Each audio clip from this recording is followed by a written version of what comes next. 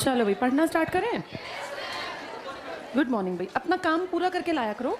जो ये बाहर कॉपी चेकिंग पे है इसको दिक्कत ना हो, तुरंत से देखे और टिक कर दे। तुम काम अधूरा लाते हो, फिर टाइम ज़्यादा लगता है। चलो जल्दी से बैठ जाओ फटाफट आके, अब पढ़ना स्टार्ट करें। ठीक है। एक टॉपिक हम लोग पढ़ रहे थे, मॉडर्न इंडिया। अब बातचीत बंद कर दो। जो लेट आ रहे हैं ना, आके तुरंत से बैठते जाओ, बिना बातें किए। हाय हेलो बाद में कर लेना, बैठ जाओ फटाफट से। आधुनिक भारत पढ़ रहे थे हम, मॉडर्न इंडिया। इसकी शुरुआत मानी जाती है जब आपके देश पर विदेशी ताकतें आके और यहाँ व्यापार या ट्रेड के नाम पे इन्होंने छोटा सा काम स्टार्ट किया। फिर आपके देश की कमज़ोरी का फ़ायदा उठा के इन लोगों ने ट्रेड से आगे बढ़ के यहाँ अपना हक जमाना शुरू कर दिया।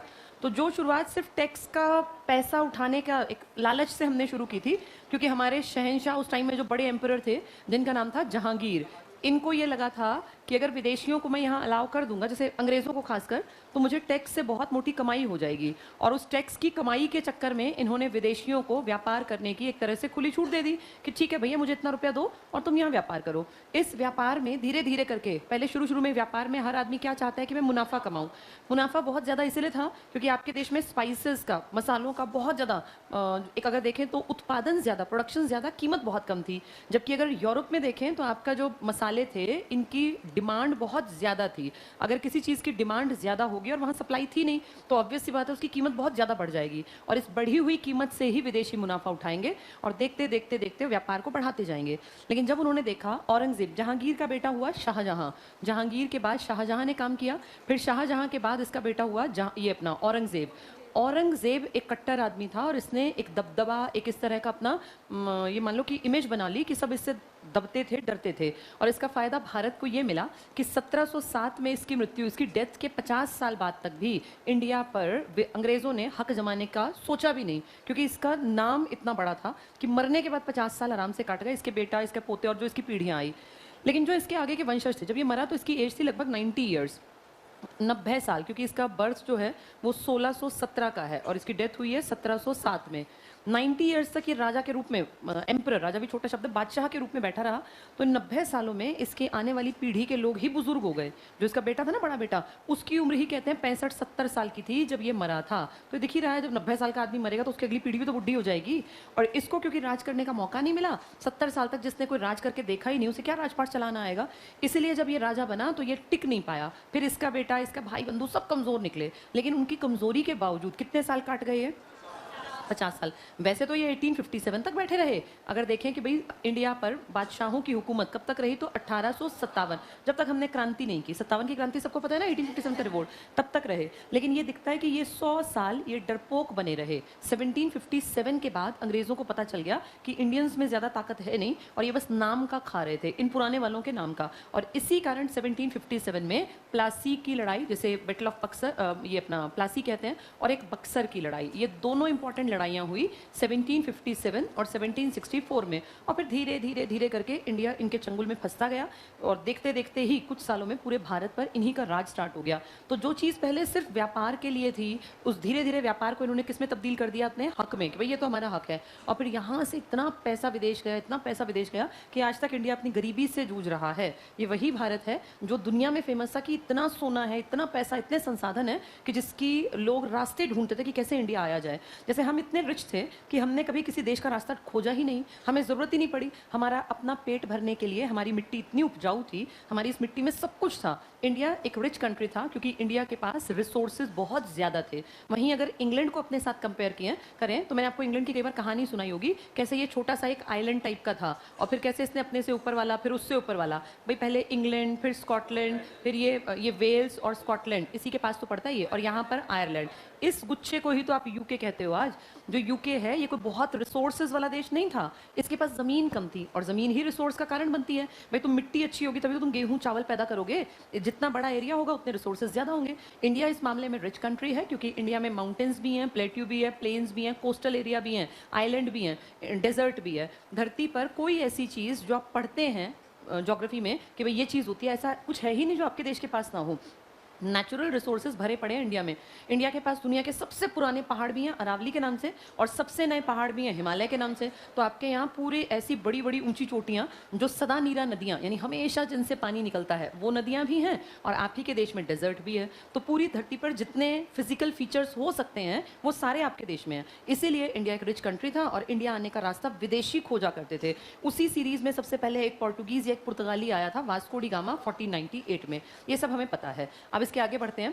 1857 में ऐसा क्या हुआ कि आपके देश की सारी बागडोर जो पहले आपके देसी राजाओं के हाथ में थी या औरंगजेब के वंशजों के हाथ में थी, 57 में ऐसा क्या हुआ कि ये बागडोर निकल के किसके हाथ में चली गई?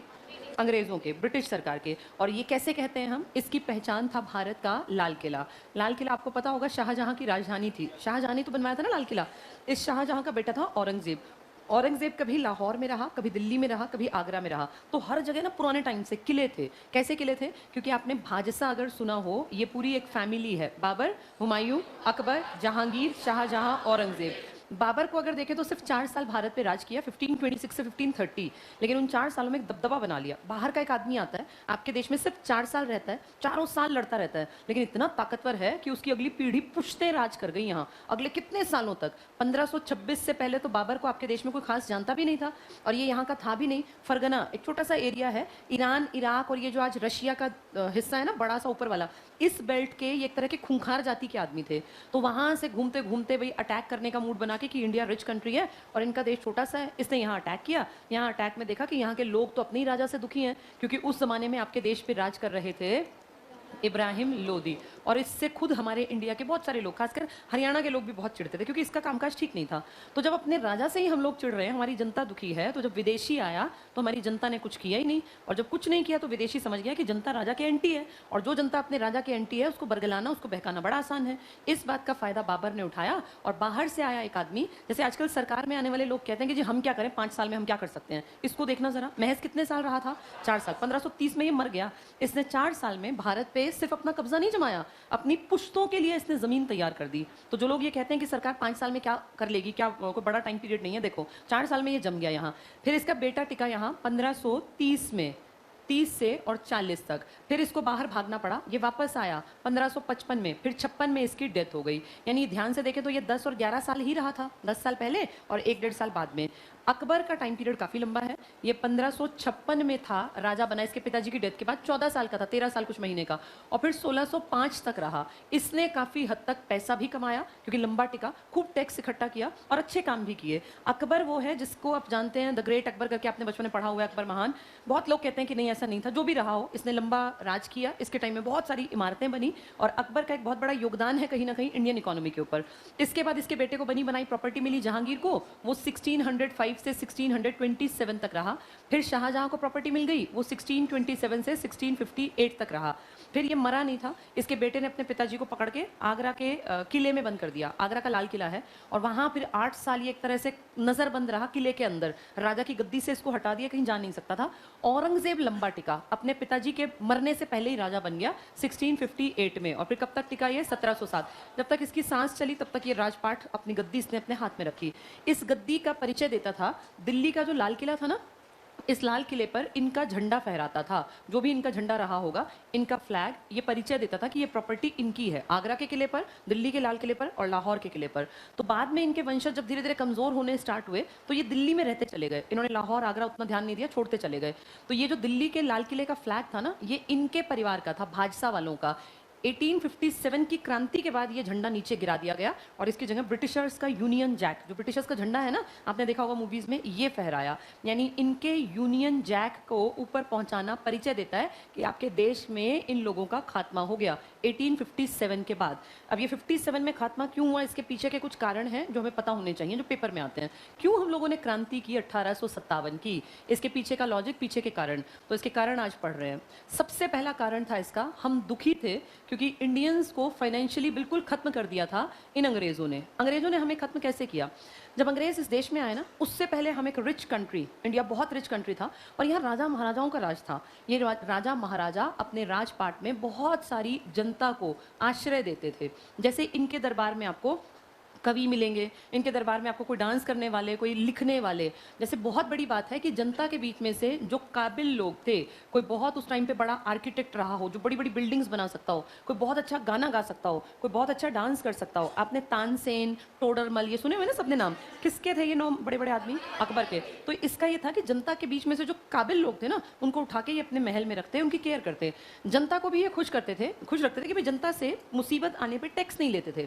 राजा दिल खोल के जनता की हेल्प करता था। और राजा आर्थिक कारणों में अगर देखें तो राजा अगर इनसे टैक्स लेता था तो बदले में इनको सुरक्षा देता था। और जनता खुश थी अपने राजाओं से, लगभग जनता, इक्के दुक्के राजा को छोड़ दे जो घटिया था जिसने धर्म के नाम पे काम किया, अदरवाइज जनता खुश थी। तो ये जो राजा थे ना, टैक्स के बदले सुरक्षा देते, तो कहीं ना कहीं जनता इनसे लगाव फील करती। और जब बुरा समय आता, मान लो अकाल पड़ गया या मान लो कहीं पे सूखा पड़ गया, ड्रॉट या फेमाइन जैसी दिक्कत हुई, तो ये अपने राजमहल से राजकोष को लोगों को दे आते थे। यानी ये लोग जरूरत पड़ने पे बड़े बड़े दान भी दिया करते थे।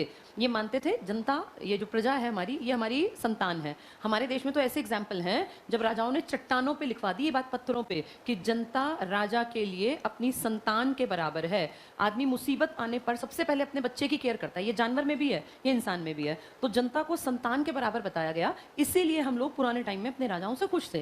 लेकिन जब ये अंग्रेज आए ना, इन्होंने सबसे पहला टारगेट बनाया जो इंडिया के ताकतवर लोग हैं, जो इंडिया के राजा हैं, इनको धीरे धीरे धीरे डिफेम कर दिया, इनका नाम खराब किया, इनको नीचे ले आए। इनको नीचे लाने के कारण क्या हुआ, जो जनता के काबिल लोग थे, जिनको ये दान दिया करते थे जनता को, और काबिल लोगों को अपने पास रखते, अपने आप खर्चा करते, इन सबका जो एक तरह से दाता था ना, जो उन सबके ऊपर दान दिया करता था, ये खत्म हो गया। इन लोगों ने राजाओं की इमेज इतनी गिरा दी कि लोगों को लगने लगा कि राजा हमारी कभी हेल्प ही नहीं करेगा। धीरे धीरे देखते देखते राजा की इमेज नीचे गिरा दी, अपनी इमेज अच्छी बनाने के चक्कर में। लेकिन लंबे टाइम बाद लोगों को समझ में आया कि अंग्रेज भारत के सगे नहीं हैं, और ये सिर्फ कुछ दिनों के लिए अच्छे बनने की कोशिश कर रहे थे। फाइनली इनका टारगेट सिर्फ और सिर्फ धन लूटना है।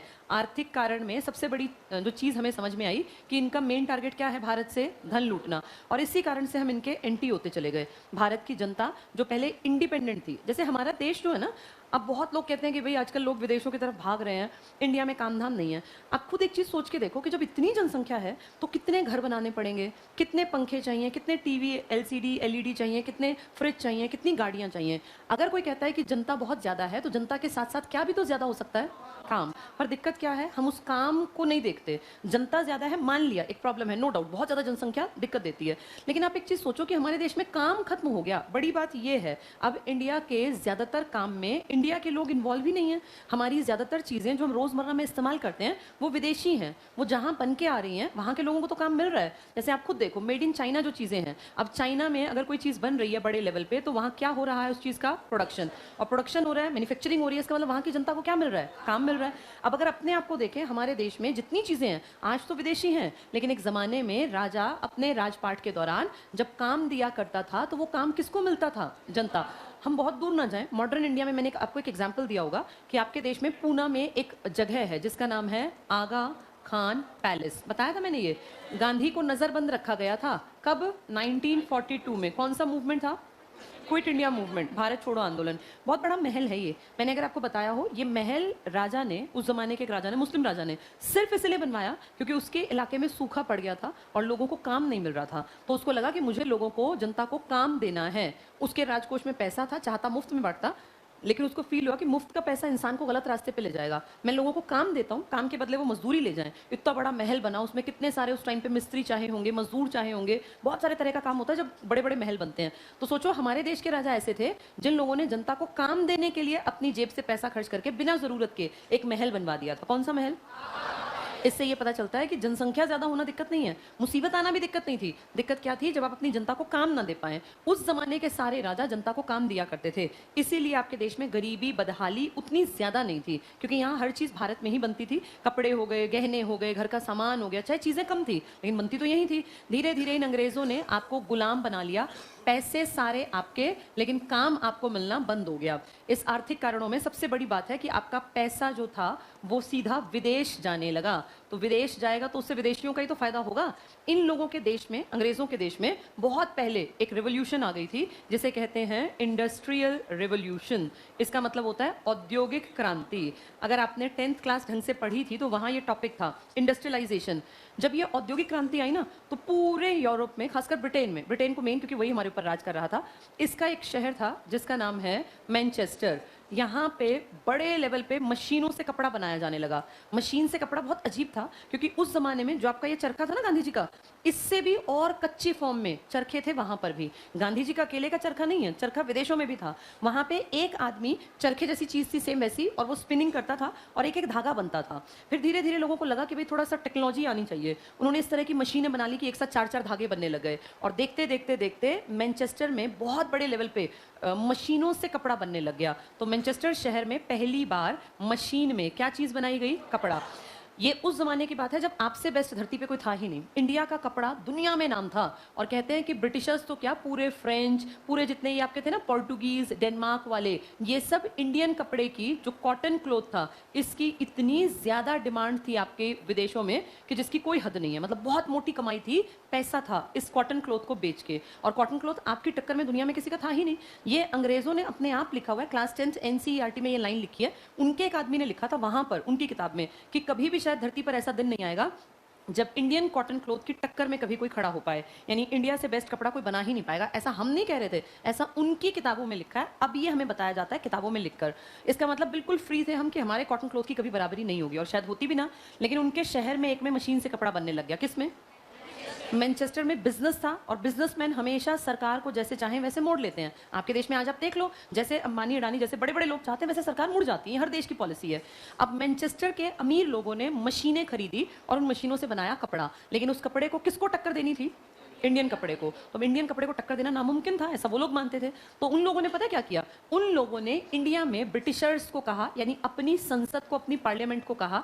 अब जैसे अंबानी पार्लियामेंट में कुछ भी बात रखवा सकते हैं, भाई उनकी पावर है। तो उनके अमीर लोग जिन्होंने पैसा इन्वेस्ट किया था मैनचेस्टर में, इन्होंने वहां की संसद में ये बात रखवाई कि भाई हमारा कॉम्पिटिशन जो है ना, वो इंडियन कॉटन क्लॉथ से है, और हम उसके सामने टिक नहीं पाएंगे। तो आप एक काम करो, इस पूरे इंग्लैंड में कपड़ा मंगवाना बंद कर दो, क्योंकि लोगों को अगर अच्छी चीज दिखती रहेगी तो वो उसी के पीछे भागेंगे। आप मंगवाना बंद कर दो, हमारा कपड़ा कंपलसरी पहनना पड़ेगा, क्योंकि कपड़ा, बिना कपड़े के तो दिन निकलना नहीं है। अब कपड़ा चाहिए, इंडिया से रुकवा दो। मैनचेस्टर की ये बात सांसदों ने अपनी ब्रिटिश जो उनकी संसद थी, पार्लियामेंट, वहां उठाई, और उन्होंने कहा ठीक है भैया, कुछ दिन लोगों को अपने कपड़े की आदत डालनी पड़ेगी। इंडियन कपड़े का जो मार्केट डेवलप है यहाँ, उसको रोक लगा दो। अब अगर मान लो आज मेड इन चाइना जितनी चीजें हैं, इन पे रोक लग जाए तो धीरे धीरे क्या होगा?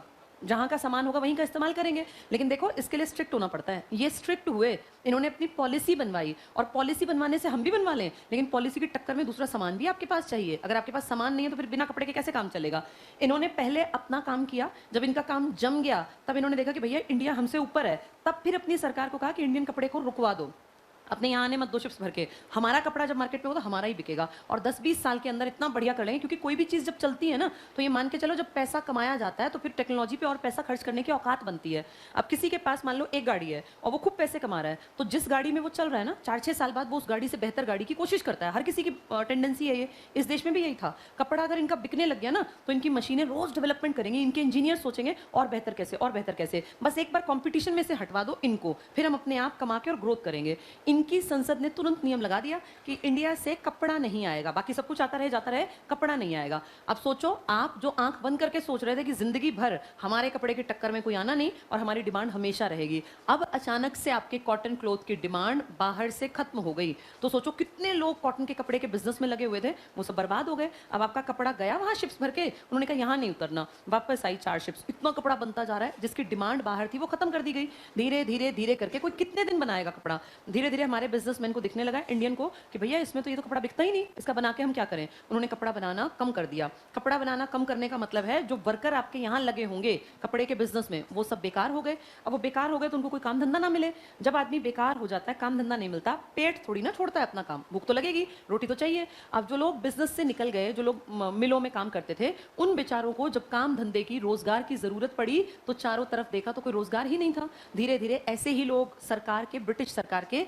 सेना में भर्ती होने लग गए। ये जो धीरे धीरे करके लाखों की सेना इनकी बनी ना, इसलिए तो बनी, हम मर्जी से थोड़ी ना इनके नौकर बनना चाहते थे। पर जब काम धंधे बंद हो गए तो धीरे धीरे कोई ऑप्शन नहीं बचा, रोटी सबको खानी थी, फिर हम इनकी नौकरियां करने लग गए। अब देखो इन्होंने क्या किया, इन्होंने शुरू में आपके यहाँ से कपड़ा रुकवाया था, लेकिन आपके यहाँ से कॉटन जाता था, कॉटन भर भर के जाता था। कॉटन क्यों जाता था? क्योंकि इनके पास थी मशीनें, और मशीनों में कॉटन का इस्तेमाल करके ये कपड़े बनाएंगे। शुरू में इन्होंने आपका सिर्फ कपड़ा रोका, बाद में इन्होंने कहा कि इंडिया से जो कॉटन आता है, अब खुद सोचो, कोई चीज है रॉ और कोई चीज है फिनिश्ड प्रोडक्ट, किसकी कीमत ज्यादा होगी? फिनिश्ड की। भाई एक तो कच्चा माल है आपका कॉटन, और दूसरी चीज थी आपका तैयार कपड़ा। कौन सी चीज महंगी बिकेगी? कपड़ा।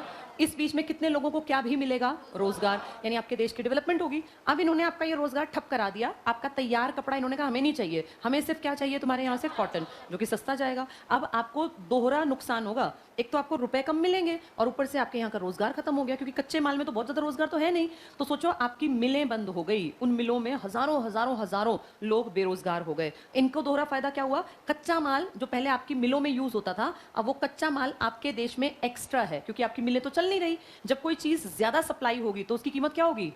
कम हो जाएगी। इसका सारा फायदा किसको मिलने वाला है? इंग्लैंड को। आप देखो चारों तरफ से कैसे इंडिया फंसेगा। इंडिया में काम धंधे बंद हो गए, इंडिया की मिलें बंद हो गई, लोगों का रोजगार गया, और जो इंडिया में कच्चा माल पैदा कर रहे थे वो बहुतायत में हो गया। इस कारण उसकी डिमांड जो है बाहर, वो तो उतनी थी, सप्लाई बहुत ज्यादा हो गई, क्योंकि अब इंडिया में कंजम्पशन नहीं है ना, तो बाहर की तरफ भेजने लगे। इस कारण इस कच्चे माल की कीमतें और गिर गई, जिसका फायदा किसको हुआ? इंग्लैंड। तो अब सोचो इनको कच्चा माल सस्ता मिलेगा, तो ये जो कपड़ा बनाएंगे वो भी तो सस्ता हो जाएगा। अब इनके देश में बनने वाला कपड़ा क्या हो गया? बहुत ज्यादा सस्ता। लॉजिक समझ में आ रहा है क्यों सस्ता हुआ? आपके यहाँ का कपड़ा महंगा है क्योंकि मिलें तो बंद हो गई, लोग वो चरखे से कपड़ा बना रहे हैं। अब एक शर्ट बनने में 1 महीना लग रहा है, तो वो अपने पूरे घर का पेट भरने के लिए एक चरखे पे डिपेंड हो गया आदमी। यानी जो आपके देश में हाथ से निर्मित कपड़ा है वो क्या है? महंगा। अब खुद सोचो, आम आदमी महंगी चीज खरीदेगा या सस्ती? धीरे धीरे इनके शिप्स, जो पहले हमारे शिप्स इनके देश में जाते ना, उल्टा हुआ, इनके शिप्स भर भर के आपके देश में आने लगे। ये दोहरा फायदा कमा गए। कच्चा माल सस्ता, और बका ये जो बना हुआ था ये आपके सामने शुरू में इन्होंने सस्ता रखा, लेकिन जब आपकी सारी मिलें बंद हो गई, लगभग बहुत कम रह गई, तब फिर इन्होंने अपनी मन मर्जी का कपड़ा बेचा, क्योंकि तब तक आपके पास ऑप्शंस खत्म हो गए थे। इसको ऐसे समझो जैसे चाइना है। चाइना ने शुरू में जो अपने टॉयज भेजे ना आपके मार्केट में, तो बहुत सस्ते भेजे। आज से मान लो 20 साल 30 साल पहले जब इंडिया के मार्केट में टॉयज आने स्टार्ट हुए, खिलौने, तो आपके देश में ना हस्त निर्मित, मतलब हाथ से बनाए हुए टॉयज चलते थे। जैसे हाथ से ऊंट बना देती थी औरतें, घोड़े और इस तरह की चीजें। आपके देश में कभी ये प्लास्टिक के टॉयज का चलन नहीं था, आज से 30 साल पहले, 40 साल पहले। 10th में 9th में कहानी पूरी दी हुई है। लेकिन धीरे धीरे क्या हुआ, चाइना ने अपने प्लास्टिक के टॉयज यहाँ भेजने स्टार्ट किए। शुरू में कीमत रखी कम, और वो अट्रैक्टिव थे क्योंकि कलरफुल थे, लाल पीले नीले, सुंदर तो लगते ही हैं प्लास्टिक के कलर्स। इसने, चाइना ने अपने टॉयज की कीमत स्टार्टिंग में रखी कम, और आपका जो हाथ से बनाया हुआ टॉय था, भाई कठपुतली थी या कोई घोड़े थे या ऊंट थे, ये पड़ते थे महंगे, क्योंकि उनको तो रोटी खानी थी ना, वो तो बेचारे अपना काम करते थे। अब आपके ये महंगे टॉयज देखने में उतने सुंदर नहीं है, क्योंकि हाथ से बनी चीज में और मशीन की चीज में तो जमीन आसमान का फर्क होता है। इनके टॉयज अट्रैक्टिव भी हैं और कीमत कम है। तो क्या हुआ, धीरे धीरे इनका मार्केट बढ़ने लगा। 1 साल 2 साल 4 साल बाद इनकी डिमांड बढ़ने लगी, और आपके टॉयज की डिमांड क्या हुई? घटती गई। तो जिस चीज की डिमांड घटेगी, फिर उसके वहां जो काम कर रहे हैं लोग, मालिक कहेगा भाई हमें जरूरत नहीं है, तुम निकलो, हमारे पास काम नहीं है। अब मालिक ने आदमी निकालने स्टार्ट किए। पहले 10 आदमी एक फैक्ट्री में थे टॉयज बनाने की, अब वो 4 रह गए, फिर 2 रह गए, फिर एक, फिर फैक्ट्री बंद हो गई। यानी आपके देश में जो टॉयज बनते थे ये बिल्कुल धीरे धीरे करके खत्म हो गए। आप आज देख लो मार्केट में, आप किसी बच्चे को बर्थडे पे कोई गिफ्ट देना चाहो, तो आप जाके कहो इंडियन टॉय, तो आप देखना मिलेंगे नहीं आपको। जितने टॉयज के डब्बे मिलेंगे, देखा अजीब सी भाषा लिखी होती है इसकी, क्या है ये सारे मेड इन चाइना। लेकिन अब देखना कीमतें, आज आप कोई भी टॉय लेने जाओ, अगर कोई रेल या कोई इस तरह के वो हैं, तो वो कोई मतलब सबसे कम जो सस्ता होगा, वो भी अब की डेट में 1000, 800, 700, 100 रुपए का कुछ नहीं मिलता। अब सब चीजें, छोटी छोटी चीजें भी, आप किसी को सोचो कि मैं ये कोई देखा, वो इलेक्ट्रॉनिक टाइप के आते हैं, वो रिमोट से चलने वाले, आप देखो 1700, 2000, 2200 ऐसे ऐसे कीमत बताते हैं, 3000, 4000। ये सब चीजें इसलिए महंगी हैं क्योंकि ये सब विदेश से आ रही हैं। ये आती पहले भी थी, लेकिन पहले आपकी मार्केट को खत्म करना था, इसलिए इनकी कीमत क्या की गई थी? कम रखी गई। आज देख लो, आज हमारे देश में टॉय शॉप के नाम पे आपको नहीं पता कहीं कोई चलती हो, कहीं कोई बिकती हो बहुत बड़ी। आज इंडिया में पूरी तरह से प्रभुत्व किसका है टॉयज में? और आप ये भी जानते हो कि बर्थडे पार्टीज में जब भी कोई आदमी किसी बच्चे के बर्थडे पे जाता है, तो वो 100% कोई ना कोई टॉय लेके जाएगा। तो कितना बड़ा बिजनेस है, आप सोच भी नहीं सकते। अरबों खरबों का बिजनेस है ये। देखने में फालतू का सामान है, लेकिन इसका बिजनेस बहुत बड़ा है। और ये सारा बिजनेस आज किसको मिल गया?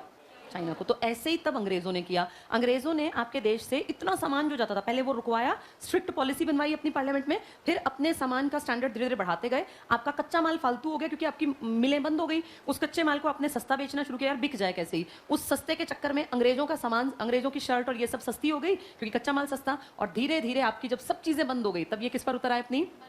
फिर इन्होंने खूब मोटी कमाई की और आप कुछ कर भी नहीं पाए। समझ में आ गया ये? इस तरीके से किसी भी इकोनॉमी को ऊपर से देखने में लगता है कि नॉर्मल चल रहा है, लेकिन धीरे धीरे करके वो पूरी तरह से होल्ड बना लेते हैं, अपने कब्जे में ले लेते हैं। ये तब भी था, ये आज भी है। तो ये एक बड़ा कारण था क्रांति का कि हमारे क्या ठप बैठ गए थे? काम धंधे, हम परेशान हो गए थे, आर्थिक कारण। दूसरा कारण है राजनैतिक कारण। राजनीतिक क्या है? आपके देश में पॉलिटिकल इसके कारण थे क्रांति के। आपके देश में कभी पुराने टाइम से राजा, महाराजा और फिर कौन बने थे? सुल्तान। और फिर इन सबसे बड़े कौन थे? बादशाह। इन लोगों ने राज किया ना आपके देश में। तो इनके तो बड़ा रिगार्ड था, बड़ी रिस्पेक्ट थी, मतलब लोगों के मन में कि भाई बादशाह हैं। तो ये बहुत बड़े एक मतलब जैसे होता है ना, मैं तो एक अलग ही वो हूँ, उस तरीके से रहा करते थे। लेकिन अब जब आपके देश में BEIC आया तो धीरे धीरे धीरे इसने धाक जमानी शुरू की। और जब 1707 में ये मर गया औरंगजेब, इसके 50 साल बाद इसको पता था कि अब जो बादशाह रह गए हैं, किसकी डेथ के बाद? औरंगजेब। वो सब कच्चे खिलाड़ियों को कुछ नहीं आता, ये नालायक हैं। इसीलिए इन लोगों ने उनकी सामने बेइज्जती करनी स्टार्ट कर दी। और धीरे धीरे धीरे देखते देखते इनकी इमेज पहले थोड़ी घटी, फिर थोड़ी, फिर खत्म कर दी। और आपके देश के सारे बड़े बड़े जितने राजा महाराजा जो बच गए थे, वो सब BEIC के सामने हाजिरी लगाने लग गए। एक पीछे मूवी आई थी मणिकर्णिका, देखी थी तुम लोगों ने मूवी? वो उस नहीं देखी, देखनी चाहिए। ऐसी जो माइथोलॉजी पे और इन पे बेस्ड होती है वो देख लेनी चाहिए, जो हिस्ट्री पर। वैसे तो वो थोड़ा एक्स्ट्रा झूठ बोलते हैं, लेकिन कोई नहीं, एक समझ बनती है। एक सीन है उसमें जिसमें मणिकर्णिका, ये कंगना रनौत के जो हस्बैंड का रोल प्ले किया, तो बड़ा अच्छा दिखाया कि जैसे ही अंग्रेज आते हैं वो सब एकदम से खड़े हो जाते हैं और सबकी नजरें नीची हैं। अंग्रेजों की एक टुकड़ी आती है कोट पैंट पहने और ऐसे, और उसका पति भी नीचे देख रहा है, तो वो उस अंग्रेज को लगातार देख रही है। तो वो अंग्रेज कहता है नजरें नीचे, उसका हस्बैंड भी कहता है नजरें नीचे करो। मतलब हमारे देश में, हमारे राजाओं में इतना डर था कि अगर अंग्रेज सामने आ गए तो आंख ऊपर नहीं करनी। ये आपको क्यों बताया जा रहा है? राजनीतिक कारण है ये। जिनके बाप दादा परदादाओं ने कभी बहुत आराम से काम किया हो, उस मतलब राज किया हो, अगर वो लोग नजरें झुकाएं तो ये चीज कहीं ना कहीं मन में दुखी तो करती ही होगी, क्योंकि उनके खून में बादशाहत थी। इसका नुकसान ये हुआ कि राजनीतिक शक्तियां जब अंग्रेजों के हाथों में आती चली गई। मोहिनी, आ जाओ बेटा। मोहिनी को आप नहीं जानते होंगे, ये हाँ आपने स्टेटस पे देखा होगा। ये ओल्ड जनरल बैच में मोहिनी थी, न्यू से ही ओल्ड में पहुंची थी। बहुत मेहनती थी, बहुत मेहनत की, ढेर सारे एग्जाम इसके पास हुए और अब फाइनली CGL में इसका फाइनल सिलेक्शन, फाइनल लिस्ट में नाम आ गया। बहुत बहुत मुबारक हो मोहिनी, बहुत अच्छा लगा। और जब मोहिनी यहाँ आई थी ना, तो बिल्कुल ये मान लो कि ये था कि हाँ भाई सिर्फ डेडिकेटेड होकर पढ़ना है, बस इतना भर इसके मन में था। और आज मोहिनी देखो वहाँ के बेंचों से उठ के, कभी इसमें ही पढ़ी होगी ना, न्यू जनरल में, वहाँ से यहाँ तक आ गई। लेकिन इसने बहुत मेहनत की और बहुत ज़्यादा मेहनत के कारण आज इस मिठाई के डब्बे के साथ CGL में सिलेक्शन लेके यहाँ खड़ी है। ये प्राउड की बात होती है जब कोई इतना एक लंबा सफर तय कर ले। अब इसने क्या कुछ किया, कितने दिन ये पढ़ी, ये सब तुम इससे सुनो, क्योंकि सक्सेसफुल लोगों से सुनने का मजा ही अलग होता है। मोहिनी मेरी तरफ से तुम खाओ, बहुत बहुत मुबारक हो। मैं इसमें से ही थैंक यू, थैंक यू। इनको ही बताओ ताकि ये भी कुछ सीख पाए।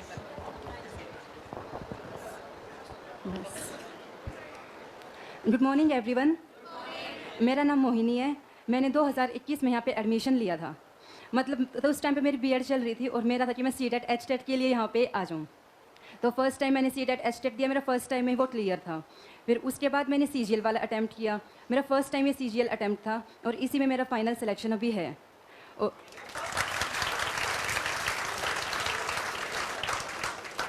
इसके अलावा मेरा CET भी पास है, TGT मैथ्स में भी मेरे अच्छे नंबर बन रहे हैं। मुझे उसमें भी उम्मीद है कि मेरा सिलेक्शन हो जाए। और अभी CGL के मैंने दूसरे वाला एग्ज़ाम भी दिया हुआ था, जो अब हुआ था 2022 वाला, उसमें भी मेरे अच्छे मार्क्स बन रहे, तो उसमें भी पूरा उम्मीद है कि हो जाए। यस मैम, पहले मैंने CHSL दिया था मैम, उसमें मैं मेरिट लिस्ट में रही थी। फिर ये था बस कि बीच में था कि मैंने पढ़ाई से थोड़ा सा ब्रेक भी लिया, यहाँ कोचिंग से पहले भी आती थी मैं, तो फिर हाँ जी।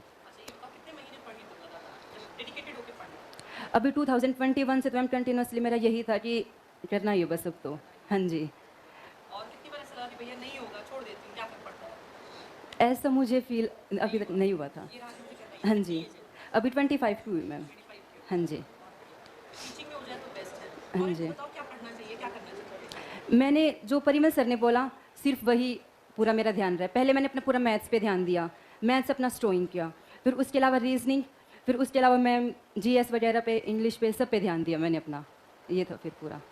टेस्ट दिए मैंने अपना रेगुलरली, सेंटर पे मैं हमेशा टेस्ट देती थी, ऐप पे मैंने टेस्ट दिए हैं, पूरा प्रैक्टिस रखी अपनी अच्छे से। हाँ जी। और घर में और कौन कौन है? दो। जॉब में है कोई? हाँ जी, पापा भी गवर्नमेंट जॉब में और भैया भी। हाँ जी, पापा दिल्ली पुलिस में है। हाँ जी, भाई इंडियन आर्मी में है। हाँ जी। और कुछ बताना चाहोगी भाई, क्या रहा, क्या शेड्यूल रहा, कितने बजे आती है क्लास भी बंद किए? नहीं, कभी नहीं। हमेशा डेली रेगुलर मैंने क्लास लिया है, रेगुलर मैंने होमवर्क किया है, रेगुलर मैंने टेस्ट दिए हैं। मतलब अगर मुझे थोड़ी बहुत मस्ती करनी भी होती तो बाद में, ये पढ़ाई पे मैंने कभी भी कॉम्प्रोमाइज़ नहीं किया। अपने क्लास लिए, हमेशा टेस्ट दिए, होमवर्क किया, ये चीज़ मेरी हमेशा रही है।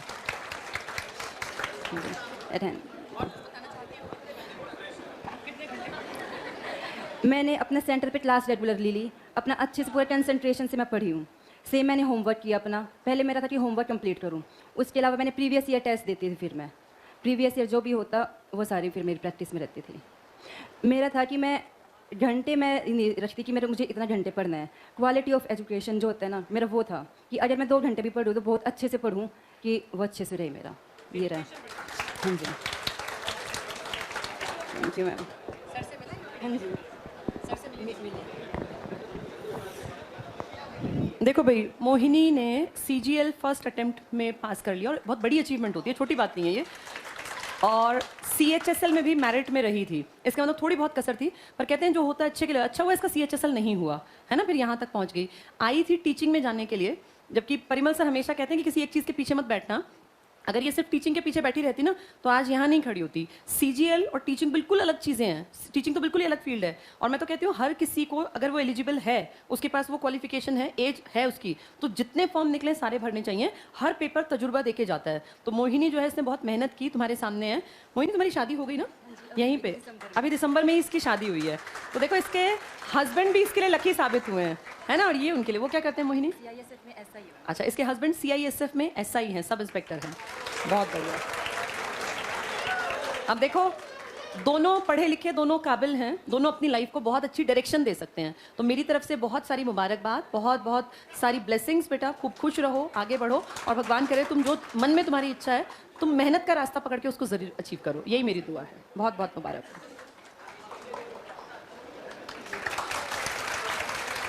एक फोटो क्लिक कर ले बेटा। ये घड़ी जो है ना, ये सपना होता है जब वहां बैठते हैं, और होना चाहिए। अगर किसी का सपना नहीं है तो फिर वो नहीं लगेगा। मन में ये होना चाहिए कि ये जो समय घूम रहा है ना, आज ये मोहिनी के हाथ में है।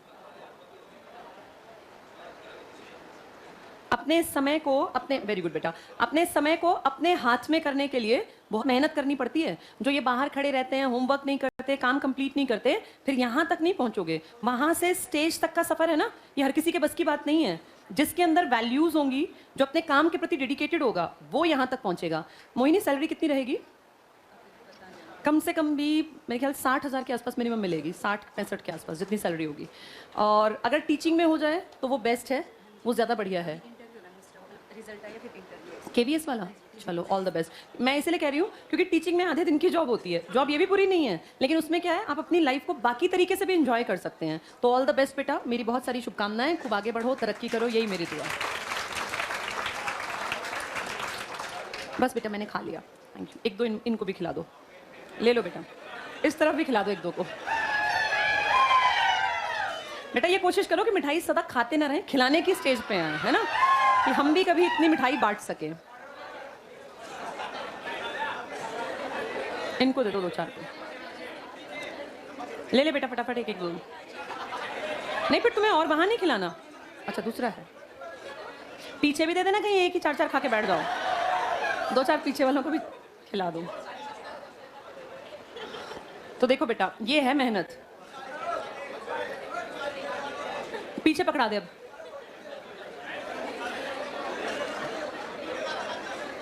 देखो लड़कियां कितनी शरीफ और शांत हैं। एक लाइन में बस 1-2 ने खाई है, बाकियों ने मांगी भी नहीं कि मिठाई दे दो। और तुम, चलो अब इतनी कोशिश करना कि मिठाई के डब्बे तुम भी लाके खिला सको। जब मिठाई के डब्बे खिलाते हैं ना, तब ज्यादा मजा आता है। एक मिठाई खाने में थोड़ी ना उतना मजा आता है जितना खिलाने में आता है। बेटा 2 खा ले, चाहे तू आधा किलो खा ले, मजा खिलाने में है। चलो, हम पढ़ रहे थे, कौन सा कारण बातचीत कर रहे थे? राजनीतिक। 2 बातें बताई मैंने, बच रही हैं, खत्म कर दी हैं? बच रही हैं तो इन लड़कियों को लास्ट लाइन दो। नहीं है? तुम कहाँ छोड़ने वालों में से थे? तुम ये डब्बा छोड़ दो, वही बड़ी बात है। चलो, 2 कारण पढ़े हमने, बस बेटा बातचीत मत करो। 1857 की क्रांति के 2 बड़े कारण। पहला क्या पढ़ा? हम पैसों से दुखी हो गए थे अंग्रेजों के कारण, आर्थिक कारण, फाइनेंशियल इसका कारण था। दूसरा क्या पढ़ा? हमारे राजाओं की हमेशा से आदत रही थी मजे करने का, लाइफ अच्छी जीने की, लेकिन अब वो किससे दुखी हो गए थे? अंग्रेजों से। तीसरा कारण था सैनिक कारण। अब शांति से सुनते चलो, जब कॉन्सेप्ट क्लियर होगा तब तुम्हें फिर टॉपिक आसान दिखेगा। सैनिक कारण का मतलब होता है हमारी सेना दुखी थी। सेना क्यों आई काम धंधे में, समझ में आया? उनकी कौन सी चीजें खत्म हो गई? घरेलू कामकाज, जो बेचारे चरखे पे या कपड़ा बुन के अपना जीवन काटते थे, खत्म हो गया, सेना में चले गए। कोई बात नहीं, सेना में जाके भी दिक्कत नहीं है, लेकिन इस सेना का जो ट्रीटमेंट था ना हमारे इंडियंस के प्रति, वो बहुत गलत था। सेना में दो तरह के सैनिक थे, एक इंडियन और एक ब्रिटिशर्स। ब्रिटिशर्स के साथ ट्रीटमेंट हमेशा अच्छा था। अगर ब्रिटिशर कोई गलती कर भी देते तो उनको बड़े प्यार से समझाया जाता। इंडियन गलती करते तो लात, घूसे, पिटाई, गाली गलौज, मतलब बहुत ही इल ट्रीटमेंट था इंडियन सैनिकों का। ये बात रोज रोज बहुत ज्यादा अखरती है, एक दिन हो तो चल जाए, लेकिन इनका व्यवहार बहुत ही घटिया था। किन लोगों के प्रति? भारतीय सैनिक। उनके लिए हम मर रहे हैं और वो हमें गालियां दे के बात करते हैं, ये बहुत गलत चीज थी। दूसरा, अगर मैं पैसे की बात करूं, सैलरी की, सेम काम करता था इंडियन और ब्रिटिशर सैनिक, लेकिन हमारी सैलरी कम थी, उनकी सैलरी ज्यादा। तीसरा कारण, उस जमाने में, जबकि मैं बातें बता रही हूं, ये माना जाता था कि कोई भी आदमी अगर इंडिया में पानी को क्रॉस करके चला गया ना कहीं, तो उसका धर्म भ्रष्ट हो गया। अजीब बात है, आज तो अजीब लगता है, लेकिन उस जमाने में 3 तरफ से आपका देश पानी से घिरा था। इंडियंस को लगता था किसी भी कंडीशन पे पानी क्रॉस नहीं करके जाना चाहिए, नहीं तो अपना धर्म भ्रष्ट हो जाता है। और अंग्रेजों को आप जानते हैं पूरी धरती पे राज करने का शौक भी था, इनकी काबिलियत भी थी। तो ये हमारे लोगों को भर भर के जहाज, कभी श्रीलंका भेजते थे, कभी अफ्रीका भेजते थे। उस चक्कर में हमारे लोगों को ट्रेवल करना पड़ता था। सेनाओं में रहने वाले सैनिकों को भी ये बात हमें चुभती थी। और जैसे कभी बर्मा जा रहे हैं, कहीं भी जा रहे हैं, तो जो ये सेना को नदियां, ये क्या बोलते हैं, जलराशि, या जिसको कहते हैं पानी में ट्रेवल करना पड़ता था दूर दूर, इसको ये नेगेटिव मानते थे और इनको लगता था इन अंग्रेजों ने हमारा धर्म भ्रष्ट कर दिया। चौथा, सेना के नियम बड़े स्ट्रिक्ट थे। आप आज भी देखें, आर्मी, एयरफोर्स, नेवी में जिनके पिताजी हैं, जिनके भाई बंधु हैं, तुम देखना उनका ना उठने का एक टाइम होगा, उनका बैठने का, काम करने का एक सलीका है। मेरे खुद के फादर एयरफोर्स में थे, अब उनकी एज हो गई है 68। उनकी एक हैबिट है, वो सुबह उठते ही सबसे पहले शेव करेंगे, मतलब नहा धो के तैयार हो जाएंगे शेव वेव करके। हम कहते हैं आपको रिटायर हुए कितने दिन हो गए, अब आप दूसरी नौकरी भी कराए हो, लेकिन आपकी आदतें चेंज नहीं हुई। तो कहते हैं ये ना हमारे ब्लड में आ गया, क्योंकि जब वो गए तो 16-17 साल के थे, तो वहाँ पे आदमी को दिमागी तौर पर ये बना देते कि आपको भी इस तरीके से रहना है, हमेशा फिट एंड फाइन रहना है। तो यहाँ पे ये चीज़ें आज तो अच्छी लगती हैं, लेकिन इस जमाने में हमारे लोगों को आदत थी सुबह उठ के पूजा पाठ करने की, माथे पे ऐसे 3 लाइन लगाने की, बड़ा तिलक लगाने की, कान में बालियां पहनने की, वो मालाएं पहनने की। ये तो हमारे इंडियन कल्चर का पार्ट था। जब ये सेना में गए तो इनको कहा ये कोई ऐसे बाली ये नहीं पहन के आएगा, ये माथे पे ये भगवान की धारियां, कोई तिलक धारण नहीं करेगा, दाढ़ी मूछ काट के रखनी है और ये बालियां नहीं पहननी। यानी जो चीजें इन लोगों की जातीय, मतलब अपनी मर्जी के अनुसार, भाई मुसलमान है दाढ़ी रखे ना रखे, इन सब चीजों को उन्होंने बंद करवा दिया। यानी जो हमारे जातीय चिन्ह थे, जो हमारी पहचान थी, इन सबको इन्होंने बैन करवा दिया। तो ये चीजें कर तो दी हमने, लेकिन मन में हमें लगता था कि इनकी वजह से हमारा धर्म भ्रष्ट होता जा रहा है। तो सैनिक बहुत दुखी थे इनके व्यवहार से। कम पैसे मिलने के कारण कभी भी इनको पानी के एरियाज को क्रॉस करना पड़ता था, और फिर इनको जातीय चिन्ह संकेत लगाने नहीं देते थे। इन सबसे कौन दुखी थी? तो 3 तरीके के लोग बता दिए। कुछ पैसे वाले राजा दुखी हैं, कुछ ये राजा दुखी है राजनीतिक, आम जनता दुखी है पैसे के कारण, सैनिक। आपके देश का एक बड़ा हिस्सा किसानों का भी है, और किसान बहुत ज्यादा दुखी थे अंग्रेजों के टाइम में। क्यों? क्योंकि अंग्रेजों को पता था कि आपके देश में टैक्स देने के जो सबसे बड़ी कम्युनिटी है जो टैक्स दे सकती है, वो है किसानों की। पूरा देश किसानी ही तो करता था, हम खेती करके पेट भरते थे। तो इन लोगों ने किसानों से टैक्स लेना एक सिरदर्दी समझा, क्योंकि किसान कभी रोते, कभी कभी कहते जी हमारा ये फसल नहीं हुई। इनको बड़ी दिक्कत लगती है, यार कौन इनके घर जा जाके टैक्स मांगेगा। तो इन्होंने 3 तरह की प्रथाएं चलाई। पहला, जमींदारी व्यवस्था, जमींदारी। दूसरा, रैयतवाड़ी, और एक चलाई इन्होंने महालवाड़ी। ये इनके तरीके थे पैसे इकट्ठे करने के। गांव से खुद नहीं जाते, बड़े चालाक थे। इन्होंने कहा हम क्यों टेंशन लें, जा जाके किसी से पैसे मांगते फिरें, कोई गांव वाले एंटी हो जाए, मारपीट कर दें, तो टेंशन हटानी है अपनी। इन्होंने इंडियन लोगों के बीच में से एक कम्युनिटी नई बना दी, जिसको नाम दिया गया जमींदार। जमींदार को एक तरह से, मान लो ये गांव है, इस गांव में जितने किसान हैं, जितने खेत हैं, वो गांव का ही आदमी होगा या गांव के आसपास का। उसको पता है भाई इस गांव में 100 किसानों के परिवार हैं, एक के पास इतने बीघे जमीन है, ये बड़ा किसान है छोटा, क्योंकि गांव में ये नॉलेज आसपास होती है। तो इस जमींदार की नई कम्युनिटी है, ये थे तो पहले भी, लेकिन इस नाम से नहीं थे। नई कम्युनिटी को इन्होंने जन्म दिया और कहा कि तुम इस गांव के एरिया में सबसे काबिल हो, लायक हो, इसलिए हम तुम्हें जमींदार बना रहे हैं। यानी इसको एक तरह से ये समझा दिया कि तू जो है ना इन सबसे बेहतर है। थोड़ा सा घमंड इसके अंदर आ गया। फिर इसको कहा तेरी जिम्मेदारी है, जिस गांव के जितने गांव का तू जमींदार हमने बना दिया, उन सब लोगों का, अब छोटा किसान है, कोई बड़ा किसान है, इन सब के पास से तू टैक्स इकट्ठा कर और वो टैक्स हमें जमा करा, क्योंकि तू बहुत काबिल है इसलिए तुझे ये पोस्ट मिली है। तो इसको एक तरह से चने के झाड़ पे चढ़ा दिया जमींदार को। इसको लगने लगा मैं ही मैं हूं और ये सब मुझसे नीचे हैं, इनमें कम अकल है, इसलिए ये नीचे रहेगा और मैं ज्यादा काबिल हूं ऊपर। असलियत क्या थी? BEIC, British East India Company, इन लोगों से जा जाके कैसे कलेक्ट करे तो टेंशन का काम था, इसीलिए एक बीच में आदमी बना लिया और इस आदमी को क्या दिखाया कि तू तो बहुत काबिल है, इसलिए तुझे जमींदार बनाया। अब ये आदमी अपने आप को इनसे ऊंचा मानता है, तो ये इनकी तरफ ध्यान भी नहीं देगा, इसको लगेगा मैं अलग ही हूं। और असलियत में बीईआईसी इसको भी नौकर ही मानता है, उसको लगता है बस ये नौकर पैसे इकट्ठे करके हमें दे देगा। तो बीईआईसी ने जमींदार बनाए। जमींदार न्यू कम्युनिटी है जिसका काम क्या करना है, टैक्स कलेक्ट करना। वो टैक्स किससे लिया जाएगा, किसानों से। तो सोचो किसानों का टैक्स इकट्ठा करना, किसान पूरे साल मेहनत करेगा, खेती करेगा, गेहूं लगाएगा, धान लगाएगा, फिर इससे या तो गेहूं धान के फॉर्म में या पैसे के फॉर्म में जमींदार टैक्स लेगा। अब सारी मेहनत जो कर रहा है वो कौन कर रहा है, किसान। अच्छा, इस मेहनत के बाद जो पैसा इकट्ठा करने में मेहनत कर रहा है वो कौन कर रहा है, जमींदार। और बैठ के खाएंगे बीईआईसी वाले। रूल पता है क्या था कि जो ये किसान से पैसा लेगा जितना, उसका 10/11 11 भाग कर लिए, 10/11 और 1/11 तो पूरा हो गया। इस 10/11 को ये जमींदार इकट्ठा करके इसके घर जाके जमा करा देगा। यानी कंपनी न गांव में देखने गई, न किसान से कोई बात की, बैठे बिठाए उसको टोटल उपज का कितना हिस्सा मिल गया, कुछ करना ही नहीं पड़ा, ये हिस्सा गया कंपनी के पेट में। और जो ये 1/11 है ना, ये जमींदार। किसान को क्या मिला, उस किसान को इसके रहमो करम पे छोड़ दिया। ये जितना ठीक समझे 1/11 में से वो किसान को छोड़ दे और बाकी कलेक्ट कर ले। अब ध्यान से देखो, इसको भी बेवकूफ़ी बनाया गया है। इसको कितना हिस्सा मिला, 1/11। कुछ मिला थोड़ी ना इसको, उसमें से भी इसको किसका भी ध्यान रखना है, किसानों का। अगर ये इनके बीच में से है, ये मान के चलो कहीं ना कहीं ये भी परेशानी को फील करता हो कि यार बेचारे किसान दुखी हो रहे हैं। यानी ये असलियत में दुखी जो परेशान हैं वो लोग हैं, ये इनको कभी कभी दया के चलते इन पे दयावान बन के थोड़ा बहुत छोड़ देगा, लेकिन कलेक्ट करके सारी मोटी कमाई किसके घर पहुंचाएगा।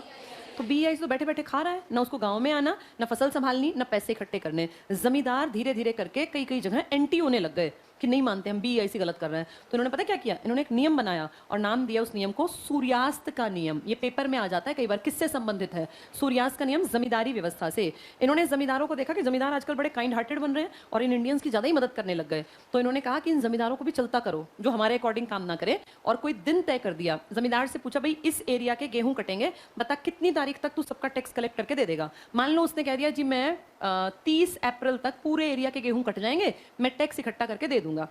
ठीक है, 28 29 तक कुछ नहीं बोले। 30 अप्रैल की शाम जैसे ही सूर्य अस्त हुआ, अगर वो जमींदार उस एरिया का टैक्स कलेक्ट करके नहीं दे गया, तो फिर अगले दिन 1 मई को उसको पता चला कि मैं अब जमींदार हूं ही नहीं, मैं जमींदार की पोस्ट से ही हटा दिया। यानी जो डेट फाइनल हो गई उसके सूर्यास्त से पहले पैसा पहुंचा देना इनके पास, नहीं तो तुम्हारी ये जो काम धंधा जो तुम जिस पे तुम नाश करते घूमते हो ये चला जाएगा। तो ये सूर्यास्त का नियम किसके गले की फांस बन गया।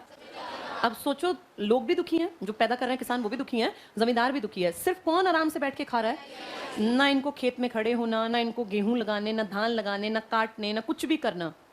ठीक है, लेकिन देखो इनको कितने मजे कर रहे हैं अब ये। इस तरीके से किसान और जमींदार दुखी होके अब धीरे धीरे क्या हुआ, जब एक की जमींदारी गई, 2 की, तो तीसरे ने सोचा यार क्या फायदा, मुझे अपना घर पालना है, इन किसानों पे ज्यादा अगर मैं रहम करता रहूंगा तो मेरी ये नौकरी, मेरा ये काम चला जाएगा। इसीलिए जमींदार स्ट्रिक्ट होने लग गए। और पुरानी मूवीज में जो 1950-60 में बनी है, उनमें आप देखना जमींदारों का कैरेक्टर बड़ा नेगेटिव प्ले किया गया था। वो इसीलिए था क्योंकि भैया अगर ये नहीं स्ट्रिक्ट होगा, 30 तारीख की शाम तक अगर ये पैसा नहीं ले पाया इनसे, तो फिर इसका खुद का काम गया। तो अब ये इतना स्ट्रिक्ट होता कि इनको मारता पीटता, इनसे कुछ भी करके, रो रहे हैं गिड़गिड़ा रहे हैं, लेकिन ये पैसे कलेक्ट करेगा। यानी जो जालिम बनाया नजर में, वो भी कौन बनाया, जबकि जमींदार के ऊपर तलवार किसकी लटकी हुई थी, बीआईसी। ये तरीका था इनका पैसा कमाने का। दूसरा नाम क्या लिखा है, रैयत का मतलब होता है किसान, रैयत का मतलब ही किसान होता है। अब कुछ लोगों ने कहा भाई ये गलत है, जमींदार ठीक नहीं है, तो उन्होंने कहा कोई बात नहीं, जमींदारों को बीच में से हटाते हैं, हम डायरेक्ट आपसे टैक्स लेंगे। तो डायरेक्ट जब किसान से टैक्स लिया जाएगा तो वो प्रथा कहलाई रैयतवाड़ी। अच्छा, किसान नहीं दे पाए कुछ टैक्स, भाई फसल बर्बाद हो गई, कोई कीड़ा काटा लग गया, टिड्डी दल आ गया, तो फिर उस किसान को जमीन से बेदखल कर दिया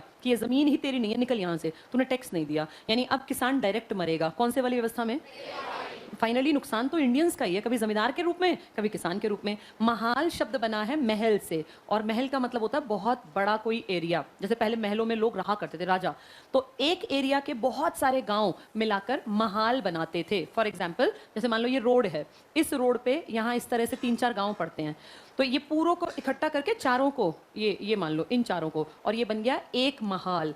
इन चारों में, महाल में एक टाइम के लिए, मान लो 10 साल के लिए डिसाइड कर लिया, भाई 10 साल तक तुम चारों गांव एक महाल में आते हो, और तुम्हें कम ज़्यादा करके हमें, मान लेते हैं भाई 50% टोटल अपनी उपज का जमा करा देना, 50%। अब मान लो किसी गांव में किसी साल खेती हो गई अच्छी, किसी में हो गई खराब, किसी में अच्छी, किसी में खराब, तो ये पूरे महाल के पैसे जाने हैं। अब जिसमें खराब हुई है वो कम देंगे, तो ये ऑब्वियसली बात है कि इनको ज़्यादा देना पड़ेगा। फिर 2 साल बाद कभी इनकी अच्छी फसल हो गई और इनकी खराब, तो ये मतलब इकट्ठा करके सारा पैसा बराबर पहुंचाते रहना अंग्रेजों को। ये व्यवस्था क्या कहलाई?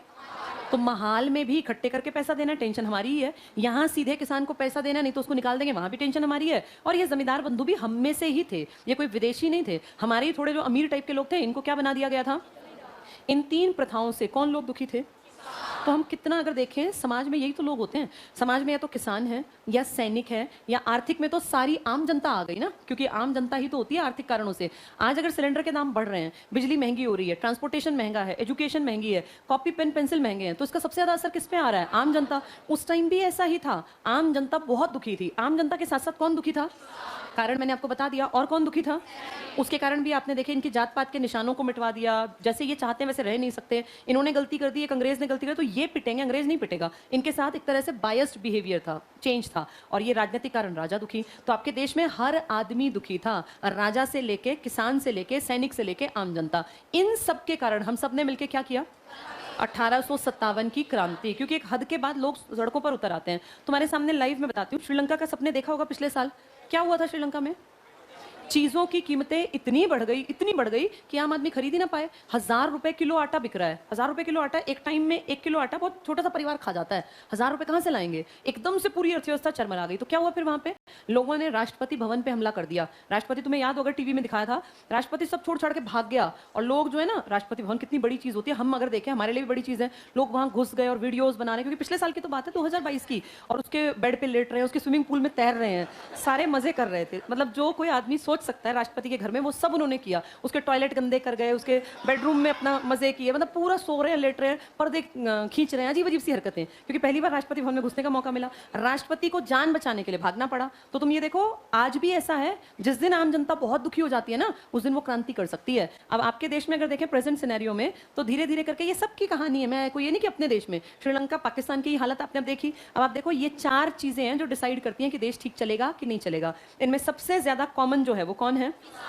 हर घर में कोई ना कोई तुम्हारा पिताजी, भाई, बंधु, चाचा, मामा, कोई ना कोई किसानी करता है। क्योंकि ये देश इतनी बड़ी आबादी लेके बैठा है कि अगर यहाँ किसानी नहीं करेंगे, खेती नहीं करेंगे, तो भूखा मर जाएगा देश। हमारे देश में बहुत सारे लोग दुखी हैं, आम जनता। मैं ऐसा नहीं कह रही कि सरकार के कारण है, ये सब चीजें पॉलिसी मेकर्स के कारण होती हैं। वो सरकारें आएंगी जाएंगी, पॉलिसी बनाने वालों को इन चीजों पर काम करना पड़ेगा। चलो बाकी कल पढ़ेंगे। अच्छा, एक चीज और, तुम लोगों का जो मॉडर्न इंडिया चल रहा था, मॉडर्न इंडिया में पीछे का पोर्शन हो गया था, रहता है अभी ना? ठीक है, कल मॉडर्न इंडिया की बुक लेते आना अपनी, ये वाली।